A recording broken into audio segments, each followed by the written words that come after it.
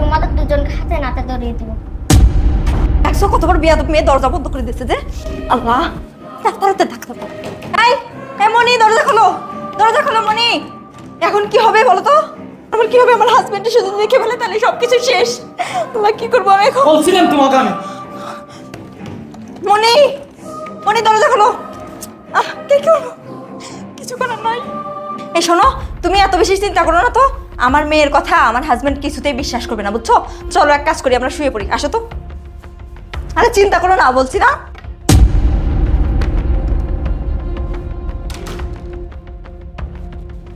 আরে ওই তো দেখো বিয়াদব মেয়েটা চলে আসছে। এই এই তুই দরজা বন্ধ করছিস কেন? হ্যাঁ, এই দরজা বন্ধ করছিস কেন? বল, কিসের জন্য দরজা বন্ধ করছিস? বিয়াদব মেয়ে, দরজা বন্ধ করছিলি না? এই বিয়াদব মেয়ে, এই দরজা বন্ধ করছিলি কেন?